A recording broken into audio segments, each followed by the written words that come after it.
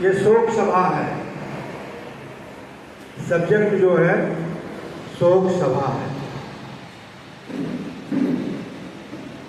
मरने के बाद विवेकवान प्राणी जो है, बुद्धिमान प्राणी जो है, वो शोक सभा करता है, शोक प्रकट करता है, और जो विवेक से हट करके दूर चला जाता है वो भारतीय संस्कार जो पाखंडवादी संस्कार है उसके तहत कर्मकांड करता है। बड़ी साफ बात है। सदियों से ये संस्कार चला आ रहा है और जन्म से लेकर के मृत्यु तक जो आपके पौराणिक कथा में संस्कार की गिनती दी गई है, 16 संस्कारों में आपको बांटा गया है। उसी में अंतिम संस्कार जो है मरने के बाद शुद्ध और तेरही संस्कार के नाम से आप लोग जानते हैं। ये तो हुआ आपके साहित्यिक जो आपके ऊपर इस समय राम राज की परिकल्पना लिए हुए आपके ऊपर संविधान लागू हो रहा है, उसकी गिनती है। और भारतीय संविधान के तहत जो विद्वान साथी आपको चाहते हैं, आपको दिशा निर्देश करना चाहते हैं, वो ये है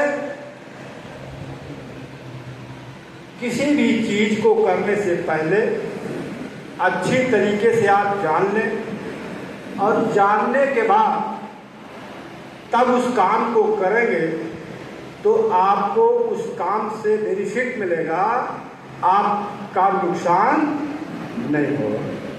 बस इतनी सी बात है और कोई बहुत बड़ी बात नहीं है आपको समझाना बुझाना।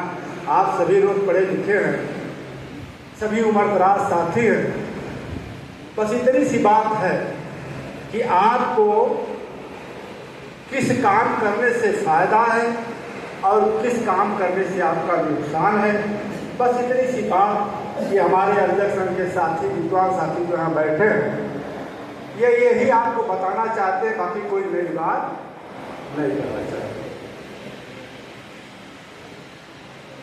अब आप देखिए शोक हम क्यों करते हैं, शोक सभा क्यों करते हैं, और आप रोटी शुद्ध क्यों करते हैं। दोनों में आप अंतर थोड़ा सा समझ लीजिए, उसके बाद आप समझ जाएंगे। शुद्ध तेरही में तो आप देखे ही हैं, कोई इसमें दिक्कत नहीं है। करना चाहते हैं क्यों? क्योंकि आपके बीच में जो अमुक व्यक्ति खत्म हुआ है वो आपके परिवार के साथ काफी समय तक, काफी अरसा बिताने के बाद आपके परिवार से अलग हो रहा है। आप उसके भलाई के लिए शुद्ध और तेरही का आयोजन करते हैं, यही ना। लेकिन आप सोचिए मोटे तौर पर,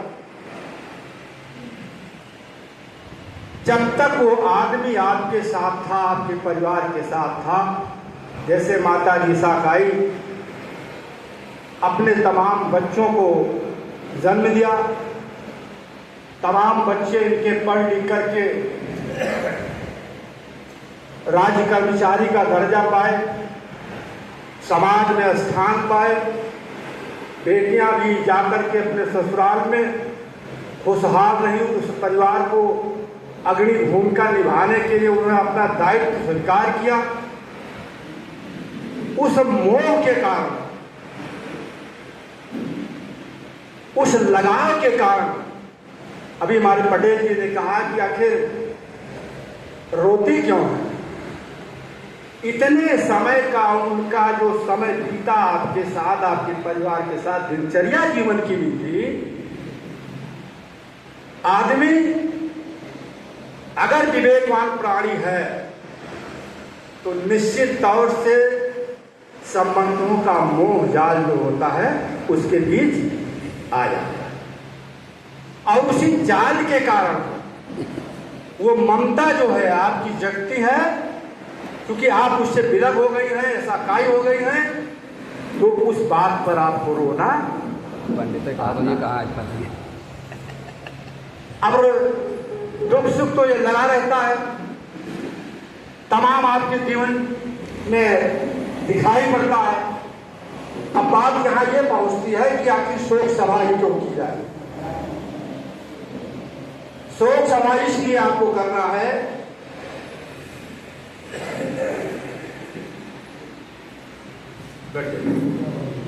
शोक सभा इसलिए करना है क्योंकि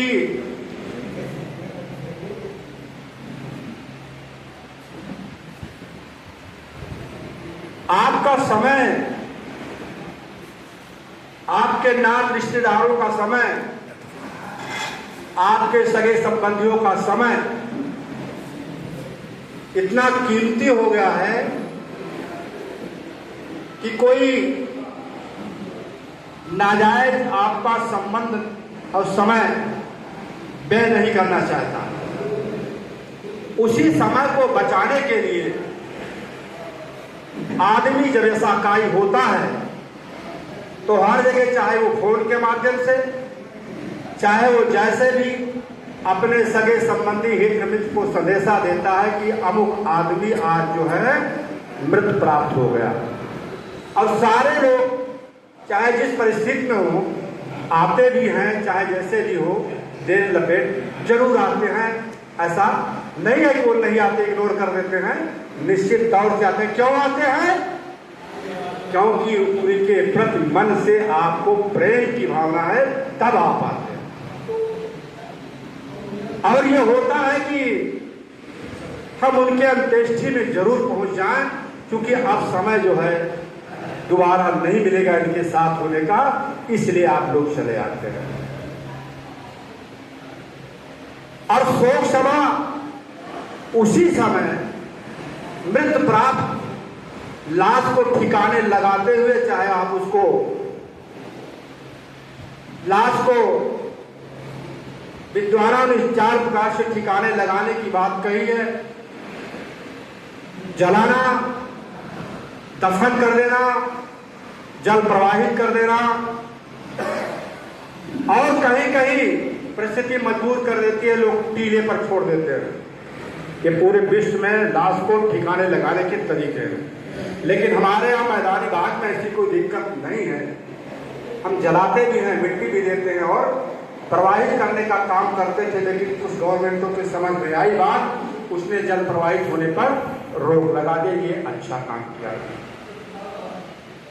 तो मित्रों, मैं सब्जेक्ट से अलग नहीं जाना चाहता हूं।